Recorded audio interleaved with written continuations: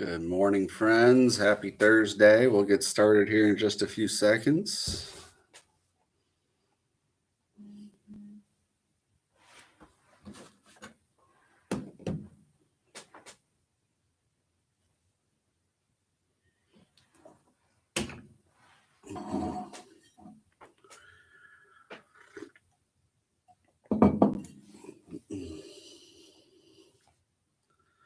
All right. Good morning, Jackson Middle School. Today is Thursday, May 21st, and these are your morning announcements.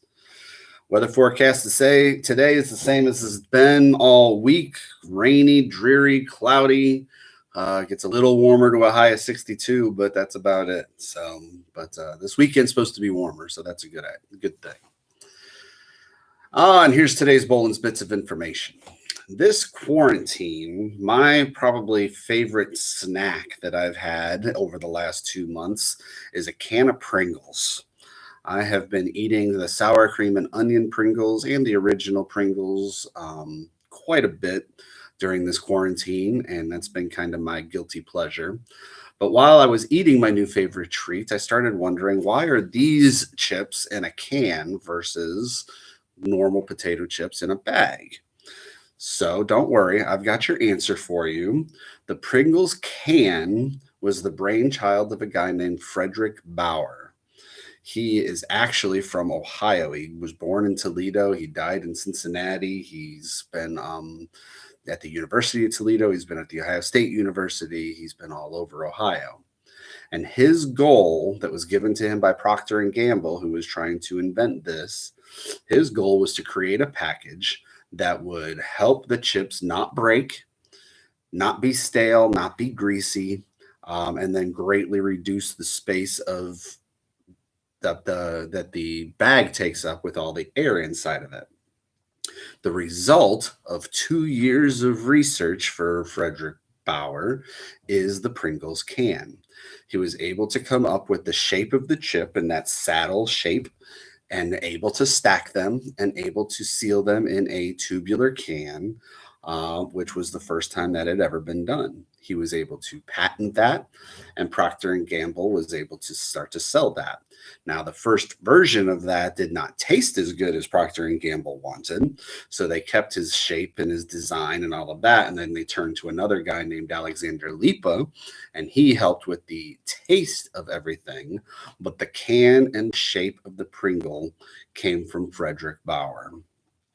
So that's the answer to my question, why Pringles came in cans, just to save shape, save space, and stack and things like that.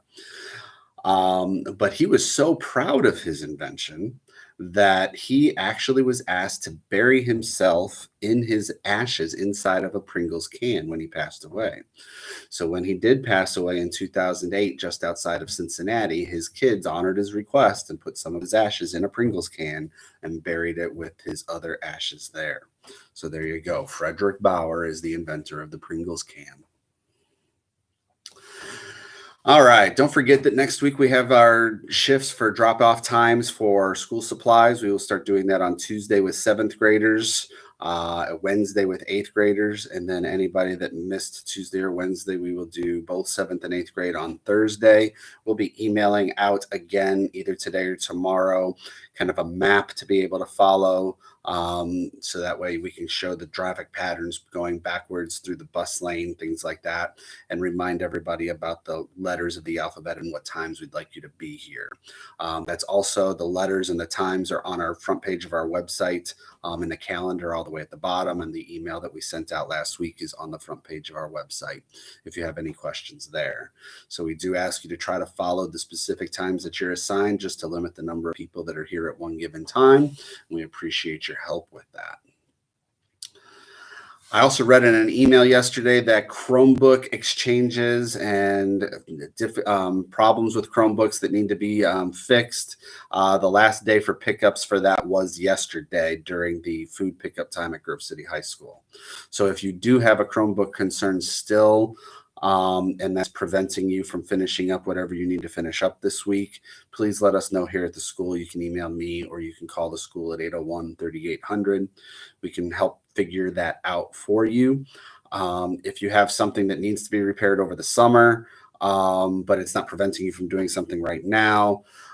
You can drop that off during Chromebook or during supply drop off next week, and we can get that fixed.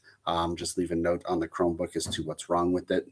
But if it's a minor repair, like a missing key or something along those lines, something that can wait, we're asking as much of that to wait until the fall as possible. So if you can get by with it until the fall, just hold on to it, keep your Chromebook until next school year, and then they will help you with that. And just as a reminder, yes, everybody is being encouraged to keep their Chromebook until next school year, even if you're an 8th grader moving on to the high school. We want everybody to keep their Chromebooks until you go to your next school next year, unless you know you're moving away. And then we want those Chromebooks returned next week.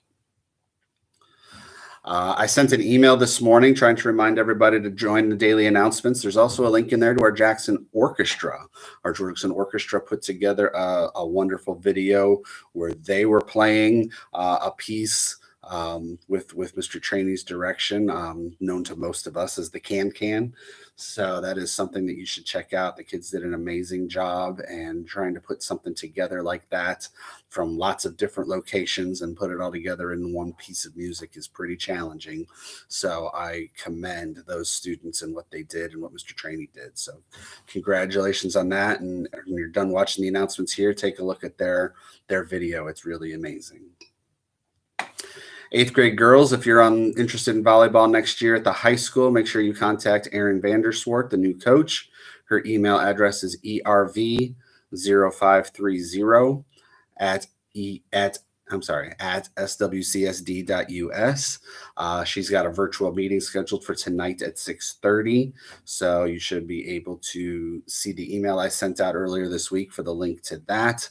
If you have any questions, contact Coach Vanderswart. Again, that's erv0530 at swcsd.us. Again, golfers, anybody interested in playing golf next year, make sure you contact Eric Jareski at the high school. He's the high school golf coach.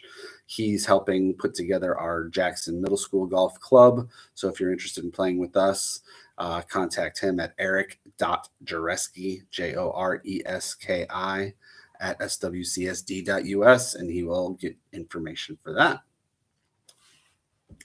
Just a reminder, our last food pickup for the year will be next Tuesday. We don't have any more the rest of this week. We're off on Monday because of Memorial Day. So Tuesday, May 26th is the last food pickup of the school year. You can pick up your food for the rest of that week on Tuesday from 11 to 1 at Grove City.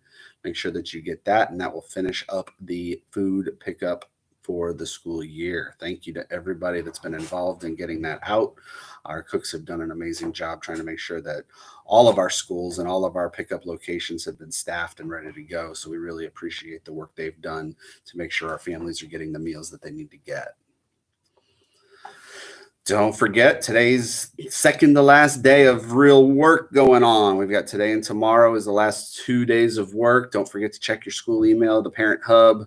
Make sure that you're doing everything you need to do. Check your Google Classrooms and get that work finished up. You want to finish this up by tomorrow, so that way teachers can get grades in and you can drop off your materials next week and call it a school year. So keep up the good work. 2 strong days, get this work done, and we'll call it a summer vacation time. So let's do that. Happy birthday today to Danielle Frankovich, Craig Gilbert, and Madison Skunza. Please stand for the pledge. I pledge allegiance to the flag of the United States of America and to the republic for which it stands, one nation, under God, indivisible, with liberty and justice for all. Everyone at Jackson Middle School, make today a great day.